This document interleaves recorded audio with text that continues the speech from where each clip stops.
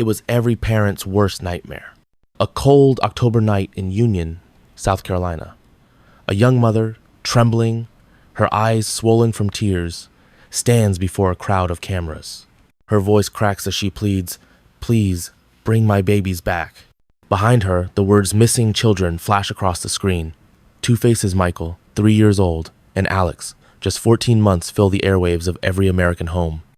The nation stops. Mothers clutch their children tighter. Fathers turn up the TV volume. The story feels too cruel, too close. Susan Smith tells police that a man, black, tall, wearing a dark jacket, had forced her out of her car at an intersection and driven away with her son still strapped in the back seat.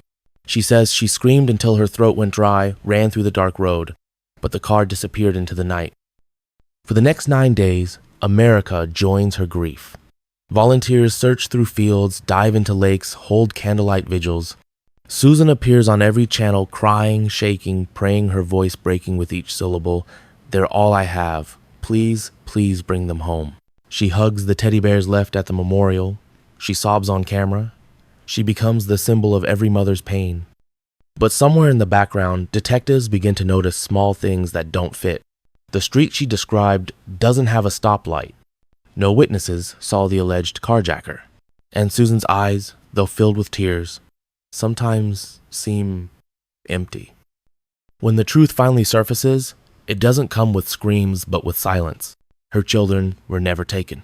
The car was never stolen. It was Susan who drove them to the edge of John D. Long Lake, put the car in neutral, and watched it roll slowly into the black water, her son still alive inside. The nation that cried for her would soon curse her name. Because sometimes, evil doesn't come from hate. It comes from love twisted, broken, and desperate to be seen. Before she became a headline, before her name became synonymous with deceit, Susan Lee Vaughn Smith was just another girl in the small town of Union, South Carolina, a place where everyone knew everyone, where the church bells marked time, and life moved with quiet predictability. But beneath that stillness was a girl who had never truly known peace. Susan was born in 1971. When she was barely a teenager, her father, depressed and defeated, ended his life with her. It was the first fracture in a life that would later shatter completely. Her mother remarried soon after, and Susan tried to fit into the picture of a new family. But something had already gone missing inside her. Behind her polite smile, there was loneliness, the kind that grows in silence and festers in the dark. At 17, Susan's world tilted again. She confided that her stepfather, a man she was supposed to trust, had crossed boundaries no parent ever should. The experience left her broken, torn between shame and denial, between the desire to be loved and the terror of being touched. She learned to hide pain behind composure, to disguise fear as normalcy. When she met David Smith, a young man from the same town, Susan thought she had finally found what she'd been searching for: stability, affection, a family she could call her own. They married quickly, perhaps too quickly. 2 sons came along, Michael and Alex, and for a moment, her world seemed whole again. Photographs from that time show her smiling, holding the boys close, sunlight touching her hair. But the camera doesn't capture exhaustion, depression, or the silent fights that echoed through their modest home. David worked long hours at the local textile plant. Money was tight. Their marriage, once warm, grew cold. Accusations of infidelity circled both ways. Susan began to feel trapped, a mother in her early 20s, still haunted by a past she couldn't outrun. And then came Tom Findlay Handsome, wealthy, the son of the company's owner. He was everything David was not: educated, composed, unattainable. For Susan, he was a glimpse into the life she thought she deserved. She fell hard, perhaps not for the man himself, but for what he represented: acceptance, escape, and validation. But Tom was clear. He liked her, yes, but not her baggage. And in Susan's eyes, her baggage was her 2 young boys. Letters and diary entries later revealed her obsession with being loved, her fear of abandonment, and her growing belief that her children were the reason she was unworthy of happiness. On the outside, Susan Smith was a mother doing her best. On the inside, she was a woman unraveling, caught between guilt and desire, between maternal instinct and emotional emptiness. In those final days before the night of the 25th of October 1994, she seemed calm, too calm. She dropped her children at daycare, smiled at the neighbors, and drove past the lake without looking. No one noticed the distance in her eyes, or the way her hands lingered on the steering wheel a second too long. No one knew that a storm was building quiet, invisible, and ready to consume everything she had left. And in a few nights, that storm would find its release, not in anger, but in the quiet pull of gravity and water. The night of the 25th of October 1994 settled over Union, South Carolina, like a soft blanket, the kind of night where fog clings to the road and the air feels heavier than usual. Inside her small red Ford Tempo, Susan Smith sat with her two sons, Michael, just 3 years old, and Alex, barely 14 months. The boys had drifted to sleep in their car seats, their breaths light, unaware that their mother's mind was no longer steady. Susan had driven aimlessly for nearly an hour, looping through back roads, chasing thoughts she couldn't silence. The weight of rejection from Tom Finley's final letter echoed in her head. I care for you, but I can't build a life with children that aren't mine. To him, it was an honest confession. To her, it was the final crack in a mind already splitting apart. She drove past John D. Long Lake, a small, still body of water, invisible in the darkness except for the faint shimmer of moonlight. She slowed down, staring at the black reflection of the sky. The road was empty, quiet, almost too quiet. She pulled over near the boat ramp and turned off the engine. For a long moment, she sat there frozen, shaking, her fingers gripping the steering wheel so tightly her knuckles whitened. Behind her, little Michael stirred and murmured, "Mommy?" She turned, eyes wet, forcing a smile that trembled. "It's okay, baby," she whispered. But nothing was okay. In the following minutes, everything that defined her motherhood, morality, sanity would dissolve into that dark water. She stepped out of the car, walked around to the back, and stared into the shadows. The cool air stung her face. She hesitated. Then she walked back, got inside, shifted the car into neutral, and released the brake. The Ford began to roll. At first, slowly, the tires crunching over gravel, the sound of water lapping against metal. Then, faster as gravity took over. Michael's voice cried out, "Mama!" And for a fleeting second, Susan reached for the door handle, as if she might stop it, but she didn't. She sat there, watching the taillights fade beneath the surface until the red glow disappeared completely. The lake rippled once, then went still. The night swallowed everything. She stood at the water's edge for several minutes, her reflection trembling on the surface. In that moment, silence was deafening. No sirens, no screams. Just the wind brushing past her, carrying away the last sound of her children's voices. Then she composed herself. She wiped her tears, got back into her car, and drove away as if she could outrun what she had done. By the time she reached a neighbor's house, she was sobbing, frantic, spinning a story that would grip an entire nation. "There was a man," she cried. "He had a gun. He took my car. My babies are inside." Police arrived within minutes. They surrounded the area, took her statement, and broadcasted an alert across the state. Within hours, news stations reported. 2 children carjacking desperate mother pleads for help. As dawn rose, helicopters hovered above the lake, search teams swept the woods, and reporters began gathering outside her house. Susan played her part flawlessly, shaking, crying, collapsing into the arms of officers. She described the black man who had supposedly hijacked her car in chilling detail. 6 feet tall, dark jacket, knit cap. The story spread like wildfire. Strangers lit candles. Families prayed. America united in grief. And Susan Smith became the face of tragedy, a young mother wronged, broken, and begging for mercy. But for every tear she shed, a secret weighed heavier beneath that lake, a secret waiting for daylight, and the truth it could no longer hide. 9 days, 9 long days would pass before that silence finally spoke back. For 9 days, Union County became the stage of a tragedy that America couldn't turn away from. Volunteers combed through forest, divers searched murky waters, helicopters scanned fields that stretched for miles. At the center of it all stood Susan Smith, a mother who cried for the cameras, who held up pictures of her sons and whispered their names as though she could summon them back through sheer grief. Her voice broke in televised interviews. "I can't sleep. I can't eat. I just want my babies back." Every tear looked genuine. Every sob felt real. America believed her. But inside the Union County Sheriff's Office, a different picture was forming. Investigators had gone back to the intersection where she claimed the carjacking took place, a narrow road with no stoplight, no witnesses, no security cameras. The story didn't line up, and Susan's details changed every time she retold it. The man's height, his clothes, the direction he ran. Detectives began to sense something deeper, not malice, but manipulation. They studied her behavior during interviews, her lack of eye contact when describing the kidnapper, the way she cried without tears, the moments she looked almost relieved when the cameras were off. Meanwhile, they were gathering data quietly. No tire marks where she said the car had been taken. No footprints matching her description. No evidence of forced entry or violence. Then came the first break. A witness had seen her car that night not being stolen, but driving toward John D. Long Lake. Detective David Caldwell, a man known for his calm persistence, decided to test a theory.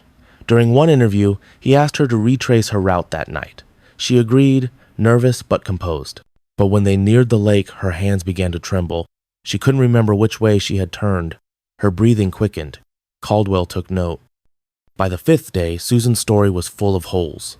The police held press conferences, urging the kidnapper to come forward. Behind closed doors, though, they were convinced there was no kidnapper at all. They began to press harder. One detective, trying to read her, said quietly, "Susan, you seem tired. Maybe it's time to tell us what really happened." She broke down, then composed herself again. "You think I could hurt my own babies?" she screamed. "I love them." But guilt was already seeping through the cracks. On November 3rd, Susan was brought in again, this time without her lawyer. Caldwell sat across from her, his tone soft, almost kind. He didn't accuse, he didn't raise his voice. He just asked her to start from the beginning. One more time. For hours, she talked.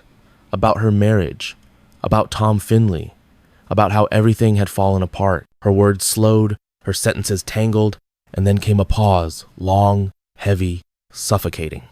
Caldwell waited. Finally, her voice broke. "My babies are not okay," she whispered. Then, through tears, "It wasn't a man. Nobody took them. The car is in the lake." That was all he needed. The next morning, divers returned to John D. Long Lake. The sun had barely risen when a crane lifted the Ford Tempo from the depths. The scene was silent. Even the wind seemed to stop. Inside the car were two still buckled into their seats, untouched by time but frozen in horror. Susan stood nearby, wrapped in a police blanket, her face pale and empty. She didn't cry this time. She just watched the car emerge, the lake's black water dripping from the windows like tears. The town that had once prayed for her now turned on her with fury and disbelief. The same cameras that had captured her sobbing pleas now captured her mugshot. The story that began as a tragedy had become something far darker, a mirror reflecting how easily empathy could be weaponized. And as investigators pieced together the motives, the letters, and the twisted logic of a desperate mind, one truth remained inescapable. The monster America had been hunting didn't come from the shadows. She had been standing in the spotlight all along. The trial of Susan Smith began in the summer of 1995, but in truth, her verdict had already been written long before the jury was sworn in. The moment the truth surfaced, the moment the car was pulled from the dark lake, America's sympathy turned to rage. The same faces that had once lit candles for her now spat her name through clenched teeth. Outside the Union County Courthouse, crowds gathered every day, holding signs that read "Justice for Michael and Alex" and "Baby." Reporters lined the steps, microphones ready, cameras flashing like 1,000 accusations. Inside, the courtroom was heavy with silence. Every seat was filled. Every breath felt like it might break. When Susan entered, shackled, wearing a plain blue sweater, the air seemed to thicken. Her hair was shorter, her face thinner, but her eyes carried the same hollow distance that had haunted detectives from the beginning. The prosecution painted her as a manipulative woman, consumed by vanity and obsession. They played the televised clips of her crying on national television, pausing on her trembling lips and wet cheeks. Then, they displayed the letter from Tom Finley, where he ended their relationship and made clear he wanted no part in a ready-made family. Their argument was merciless. She to start a new life, a life without them. Jurors sat frozen as photos of the lake, the car, and car seats were projected onto the courtroom wall. Gasps rippled through the room. Some people cried openly. The defense, led by David Bruck, took a different approach. They did not deny what she had done, they tried to explain why. He spoke of her childhood trauma, of the father who took his own, of the stepfather who violated her trust, of the depression that went untreated, and the emotional instability that grew in silence. Bruck argued that Susan didn't act out of hatred. but from a distorted desperation, a storm of mental illness and heartbreak that clouded reason. For 3 weeks, the courtroom balanced on a knife's edge between pity and fury. When Susan took the stand, her voice was faint, almost childlike. She said she didn't plan to kill it, she just wanted to disappear with them, to end her pain, to make the world stop spinning. "I was lost," she said softly, "and I thought if we were gone, the pain would stop too." But no words could undo the image of two tiny pulled from a lake. When the verdict came, the courtroom stood still. Guilty of murder. The judge, eyes steady but weary, delivered the sentence. Life in prison, with the possibility of parole after 30 years. The death penalty was spared, but the public's judgment was not. Outside, the crowd erupted not in celebration, but in bitter satisfaction. Justice had been done, they said. But as reporters asked grieving family members for comment, one of Susan's relatives whispered, "There's no justice here. The babies are still gone." In the weeks that followed, the media dissected every detail of her life. Talk shows debated whether Susan was a monster or a victim of her own damaged mind. Psychologists argued over her diagnosis, religious leaders preached about evil hiding behind innocence, and true crime headlines turned her into a modern parable, a warning wrapped in tragedy. Inside her cell at Leith Correctional Institution, Susan's days blurred into routine. Letters poured in, some from strangers condemning her, others from people who wrote to say they forgave her. In interviews, she still insisted she loved her children. "I didn't want them to die," she told a reporter. "I just didn't know how to live." As of 2025, Susan Smith remains behind bars, having served more than 3 decades of her sentence. In recent years, talk of potential parole has resurfaced, each mention reigniting public anger, each headline reopening an old wound. For most, forgiveness feels impossible. Because this wasn't just a crime against 2 children, it was a betrayal of the purest kind of trust the world knows, a mother's love. And that is why, even after 30 years, the name Susan Smith still carries a chill. The lake is still. 30 years later, the water at John D. Long Lake reflects the same calm sky, as if nothing had ever happened there. But those who live nearby will tell you the air changes when you stand at the edge. It feels heavier, as if the lake remembers. There's no sound except the soft lap of water against stone. Somewhere beneath that reflection lies the memory of a mother's hands letting go of a car sliding forward into blackness, of a night that never really ended. In Union, time moved on. The searchlights faded, the news crews packed up, and the crowds outside the courthouse disappeared. But for those who watched it unfold, the divers, the officers, the townspeople who once prayed for her, the story never truly left. They still remember the feeling of being deceived, of realizing that the tears they had believed were a lie. Psychologists would later call it the Susan Smith effect, the collective trauma of misplaced empathy, when compassion for a victim turns into disbelief and shame. It changed how police, media, and the public approached every similar story that came after. When a parent cries on TV now, there's always a flicker of doubt behind every sympathetic headline. Inside the prison walls, Susan remains a contradiction, a symbol of evil to some, a case study of mental collapse to others. She's written letters to reporters, sometimes apologizing, sometimes explaining, sometimes denying. Her words vary, but one line reappears again and again. "I still see their faces. I still dream of water." There's no closure in this story, no clean ending. Just echoes, the echo of a mother's sobs, the echo of a nation's outrage, the echo of 2 small boys who never had a chance to grow up. The tragedy of Susan Smith isn't only in what she did, but in what she destroyed. The universal trust that a mother would rather harm her children. She broke something that words like justice can't repair. And yet, beneath the horror, there's a deeper ache, the realization that Susan wasn't born a monster. She was made by neglect, by silence, by wounds that were never treated, and love that was never stable. Sometimes, the most frightening crimes aren't driven by hate, but by emptiness, the kind that grows slowly, invisibly, until it swallows everything it touches. As the camera fades to black, imagine the lake again quiet, vast, indifferent. The world above has moved on. The water below never forgets. Because in every reflection, somewhere in that darkness, you can still hear the whisper of her sons calling out, "Mommy?" And this time, there's no answer.